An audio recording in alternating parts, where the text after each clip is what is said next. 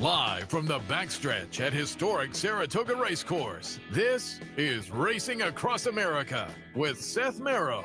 Racing Across America is brought to you by Pinnell's Restaurant, a Saratoga tradition since 1922. 284 Jefferson Street, Saratoga, just minutes from the track. And the Clubhouse Racebook, 711 Central Avenue, Albany. When you can't make it to the track, make it to the Clubhouse Racebook.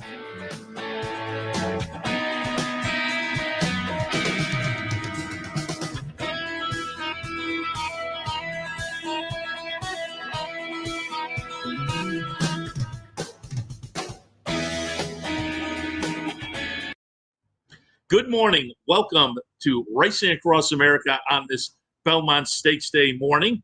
We're typically live from Clare Court, and we are live on tape this morning. There are some restrictions on the backstretch on this Saturday morning, so actually this was all taped on Friday yesterday. We're going to have some handicapping comments from folks. The draw, talked to the Belmont Stakes draw earlier this week downtown, talked to Belmont and John Shirreffs, so we'll review that for people who may not have seen that from earlier in the week.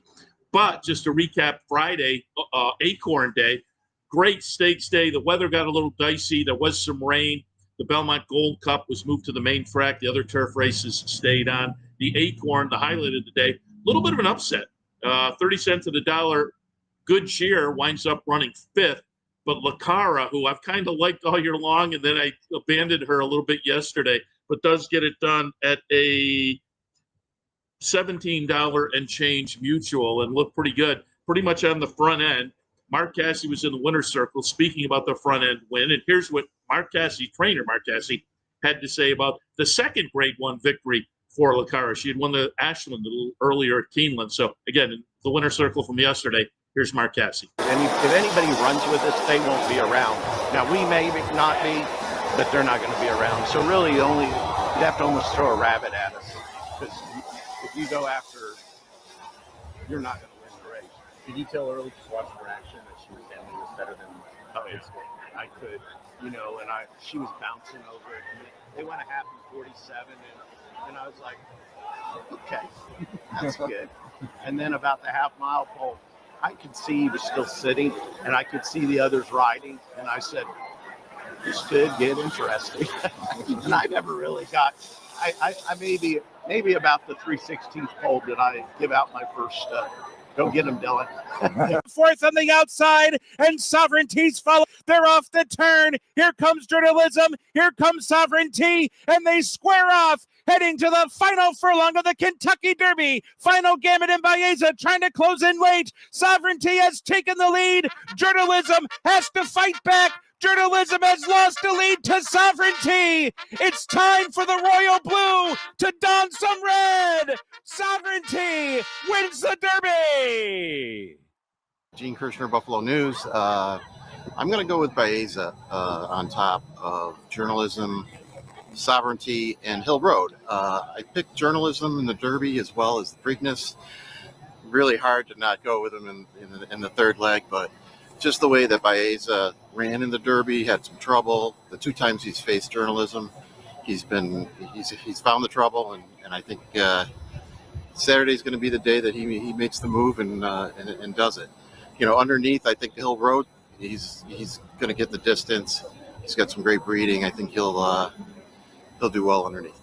Let me ask you, Baeza, is the price playing into it at all? Yeah, if he's at 4-1, I mean that's pretty good value, I think, in this race where a lot of money is going to head to the two classic winners in the race. So I think if you're going to try to get any value out of it, Baeza's got to be in the mix somewhere. And we were talking earlier. You said you have maybe a clever idea on the Woody Stevens. Yeah, I like Neo Equus, which is a 10-1 morning line. He was one of the pace setters in the Derby, and I think the cutback to 7 furlongs will really suit his speed, and he may surprise out there at that price. But Journalism is trying to box on through. Very tight still is Journalism. Gosker's come away with a lead. A lot of bumping going on. As Clever again steadied and shuffled back. Journalism shifted in. Here's Sandman on the outside trying to run on. Journalism has recovered. Journalism has recovered and is coming. Journalism Journalism, a sensational run despite traffic. Hi, I'm Bob Ehall from Blood Horse here at Saratoga, and looking forward to the Belmont on Saturday. And my thought is I'm going with Journalism. I know he doesn't have the rest of Sovereignty, but I do think this could be a very special horse. He did something very amazing at Pimlico that you don't see that often. That's what the great horses can do. He might be a great one. We might find that out. So I'm willing to go with that off what I saw there. And I think he's really going to he'll be the one to beat. For second, I think Baez is going to turn in a good effort. I believe he's been very close to Journalism in the other times. I think he could be right behind him again. The third, I think you got to respect Rodriguez. There is a horse to chase him in Crudo, but sometimes that pace battle doesn't break out, or the jockeys kind of take it easy on the front end. He's going to be, I think, a very dangerous horse in the race. I have Sovereignty fourth. I just have a feeling, just a gut feeling. He had his big day at the Derby. I'm not sure if he's going to be as sharp and everything come together for him like it did that day. So it's a very tough race. I think there's at least 5 horses who could win it, and you got to leave somebody out. But as I say, my top pick is going to go with Journalism. Hi, I'm Matt Schiffman from Horse Racing Nation. In the Belmont Stakes, I think I'm going to go a little bit against the trend. I'm with Sovereignty. I think they had a purpose, a mission in mind, skipping the Kentucky Derby and going to the Belmont Stakes. Journalism, everybody seems to be picking Journalism. Terrific horse. The only difference between me on those horses is maybe the rigors of the Triple Crown will catch up to Journalism. Deterministic is very strong at the top of the lane. K Army is trying to run this rival down. Carson's Run is lifting, but has a lot of ground to make up on front running Deterministic, who approaches the final furlong. Deterministic is still running away with it. Deterministic inside the final 16th. This is a dominating effort here. Deterministic front running wins the Fort Marcy by plenty. Carson's Run second, K Army, then Masterpiece finished fourth. And we were talking beforehand. You said you had some thoughts in the Manhattan. In the Manhattan, I like. I'm going to go with a little bit of a price with Deterministic. I've liked the horse since he got on the turf. I think he's getting better and better. Spirit of St. Louis and Farbridge are the best in the division this year, but it's not a very strong division. I'll take a shot with Deterministic.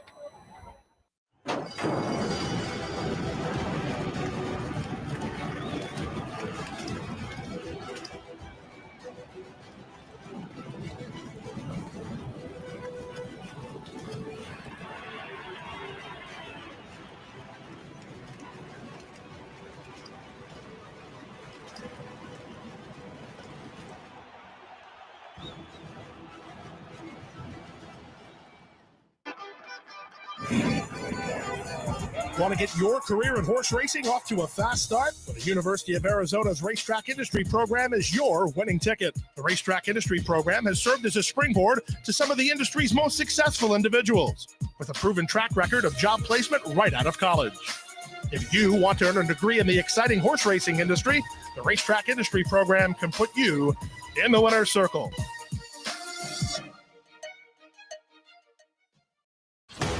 Sometimes it pays to go with the flow, to check your worries at the door, to reconnect with your crew, to follow the thrills and the flavor, to roll with it and see where it takes you, to enjoy every minute to its fullest, and to dance like there's no tomorrow. You can do that here at Rivers Casino and Resort Schenectady, where the good times flow. I'm David Aragona from the Daily Racing Forum, and I'm not trying to get too creative in this Belmont. I think that the big three are the right three. Journalism, probably the most likely winner, but I do think he's going to be a substantial favorite. So I picked Baeza here, hoping he goes off the third choice, the tick higher than Sovereignty. He had a bit of a trip, probably the worst trip of the three in the Kentucky Derby, and he feels like the kind of horse that's just been improving and learning from every race. So I'm expecting his best effort on Saturday in the Belmont.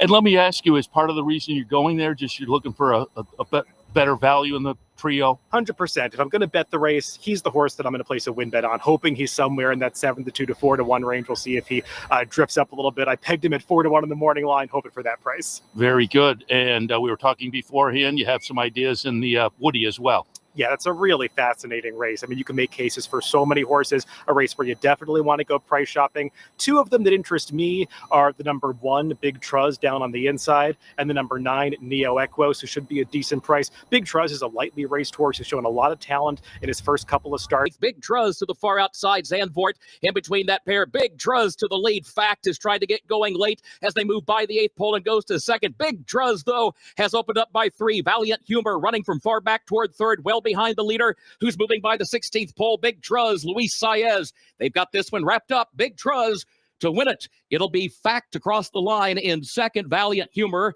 was home in third. And I think drawing the inside with Joel Rosario getting aboard, he's going to be taken back just off the pace, and I think that's going to work for him, getting a similar trip to the one he did when he broke his maiden. And also Neo Equos, I think this is just the right distance for him. He's turning back after trying some 2-turn races and actually running okay in some Derby preps, but I think shorter is better for him.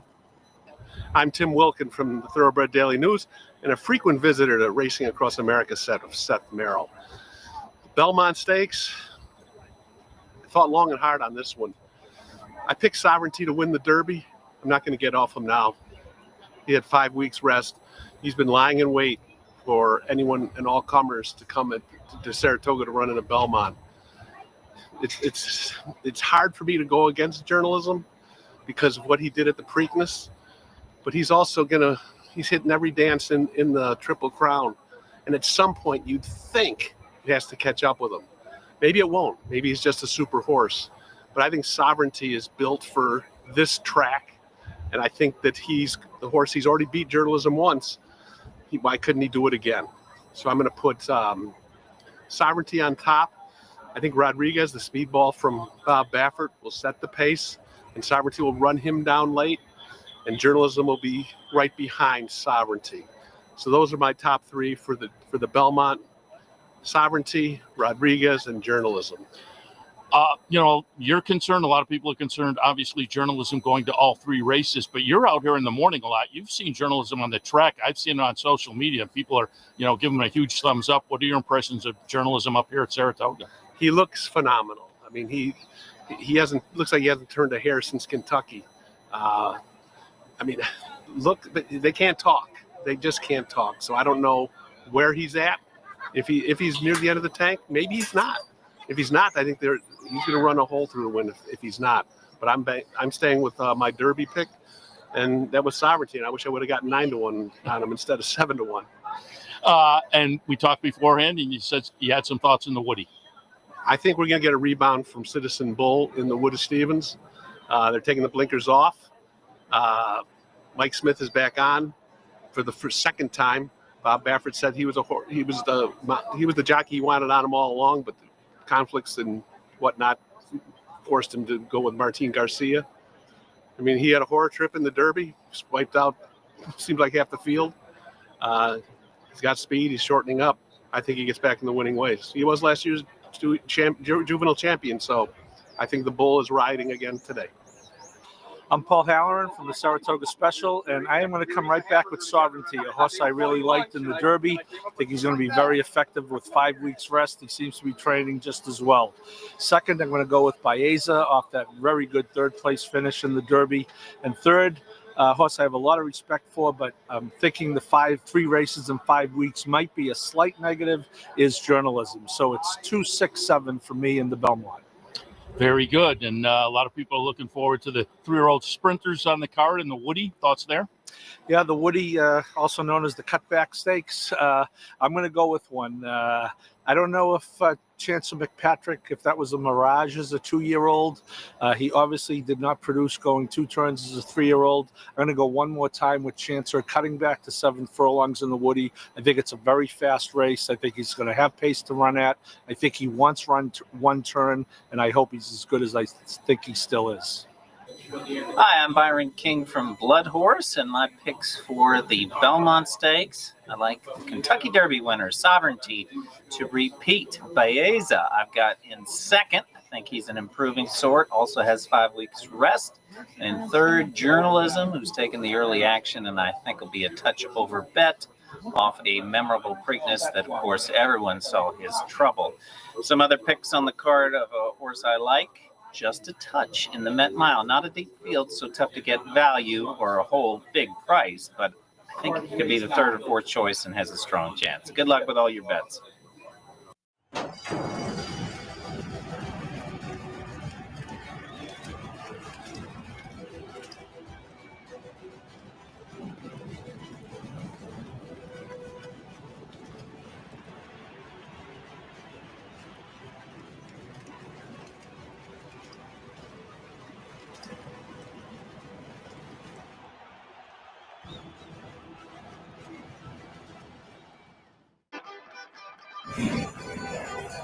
Want to get your career in horse racing off to a fast start? Well, the University of Arizona's Racetrack Industry Program is your winning ticket. The Racetrack Industry Program has served as a springboard to some of the industry's most successful individuals, with a proven track record of job placement right out of college.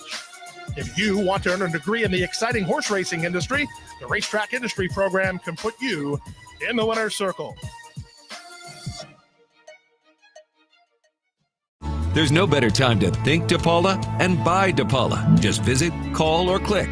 Get no worry pricing and 000 savings on every new Chevy car, truck, and SUV. Delivering value since 1980. DePaulaChevrolet.com. The highlight of the weekend, Belmont Stakes, the 2 top 3-year-olds, and then Baeza right behind the rematch, Sovereignty and Journalism. Everybody looking forward to that. I've been kind of married to Sovereignty, but which direction are you going to go in the Belmont? Well, I've got very open rooting interest. I want to see Journalism not just run well, but frankly, I'd like to see him win and win well. And honestly, it's just to quash these people that are clamoring to change the Triple Crown. I mean, this horse isn't just making it through; he's thriving. Anybody that's watched him in the mornings here is astounded by how completely unperturbed he's been by these efforts. So I'd love to see Journalism run a big race. I think he might be more forward than we've seen him. I think he might have to be. Baeza's going to get first run and looks absolutely terrific. His trip in the Derby is being kind of forgotten about, how much trouble he had. Had he had a smoother journey, he could have won that race. These 3 are so good. It's not really going to matter who wins. The game is going to win because we've got 3 horses at the top of the division that are really nice. And we're in for a great summer. Let's just hope everybody gets around safe. And I'd like to see Journalism win. Baeza is probably the best price. Sovereignty, a lot of people the last couple of days on the show have been making the point that so much steam on Baeza may let Sovereignty float up a little higher than you might have expected to see him. So listen, they're interchangeable. They're both the Derby and Preakness winner are both terrific, and Baeza can stamp himself and his damn Puka the chance for her to have a 3rd Classic winner in 3 straight years is just hard to believe. It's crazy if that happens. And as is typical on these big 3-year-old stakes race days, classic days, there's always a nice 3-year-old sprint race, and that's the Woody Stevens on Saturday. Nice field. I was interested in Colloquial. That one's going to be out, but how did you see the Woody? Well, it's really too bad. George Weaver and the team, they were pointing for this literally from the minute the horse broke the maiden in February. George said to me that, where the Woody Stevens is our goal. And I feel terrible for them. You've got a lot of things going on in here. You've got the hopeful winner from last year, Chancellor McPatrick, who is, obviously a horse that loves it here. He's due for 2. You've got the juvenile champion coming back. And something tells me he's being really disregarded into this spot. The horses coming out of the Pate Mile all deserve attention. Macho Music, of course, for Rowan Crichton. This horse backed up his performance in Florida, with a tremendous effort in the Pate Mile. I'm going to bet Big Trues for Brian Lynch, as I mentioned earlier. Rosario takes over for Luis Saez, who sticks with Patch Adams, and I can understand that. And yeah, Patch Adams beat Big Trues, cleanly and handily. But Patch Adams is going to take, especially with Colloquial gone, Patch Adams is going to come down from the 5-1. Big Trues is 10-1. I think we'll get every bit of that. I think people will be intimidated by the rail. I think this horse is absolutely the right price to key around. I'm not worried about the rail. Rosario only has to get him out clean, let him set up shop for an inside-outside kind of a trip. 10-1, Big Trues for me in the Woody.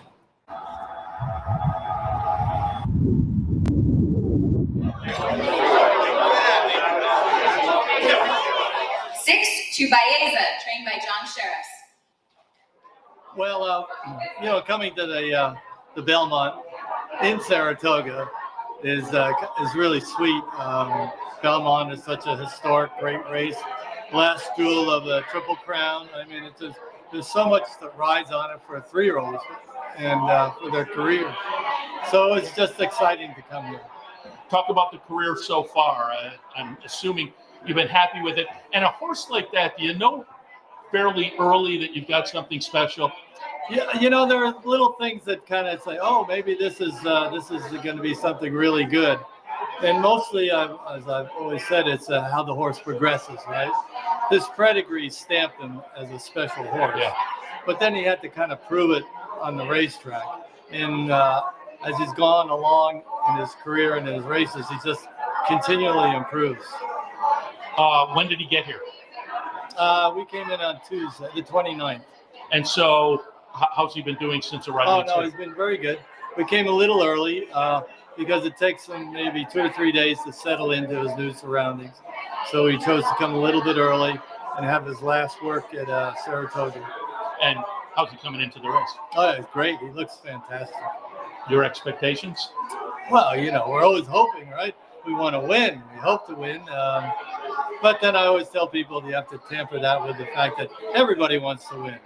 And for these kind of races, something has to happen in a positive for the horse, right?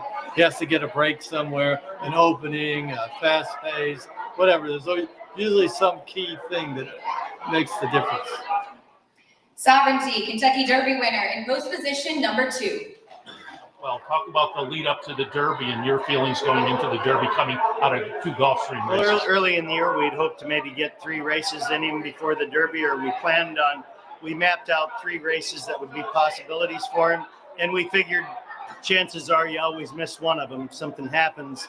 And as we thought, something did. So he got sick. We missed the Holy Bull. We missed the first opportunity. And we went to the Fountain of Youth. He ran well. He ran well over Gulfstream, which, you don't always have to. It's not a track that's set up for a deep closer like he is. But he ran well and came back from the Florida Derby and ran a credible race. Maybe, didn't run his best race, but it set him up well and for the Kentucky Derby 5 weeks later. And give us your feelings coming down the stretch in the Derby. Well, I just, I was watching almost in disbelief.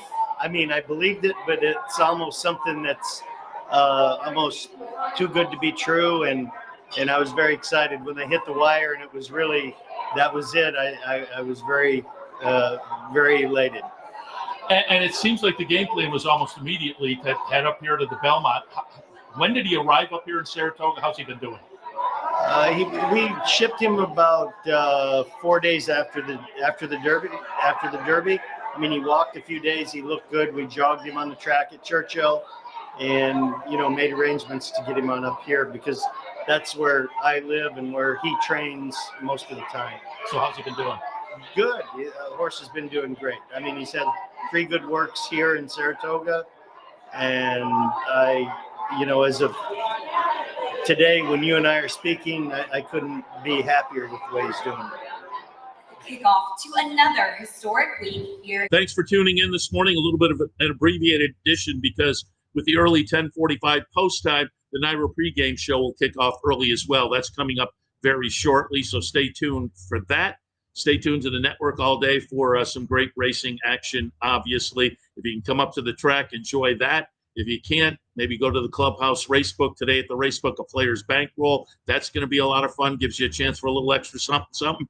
And the King of the Hill contest as well. They both happen today. Clubhouse Racebook, 711 Central Avenue in Albany. And I do want to alert you, Steve Byk and I back for a typical Sunday at Saratoga, loose on the lead. So we'll see you then. You've been watching Racing Across America. Racing Across America has been brought to you by Pinnell's Restaurant, a Saratoga tradition since 1922. 284 Jefferson Street, Saratoga, just minutes from the track. And the Clubhouse Racebook, 711 Central Avenue, Albany. When you can't make it to the track, make it to the Clubhouse Racebook.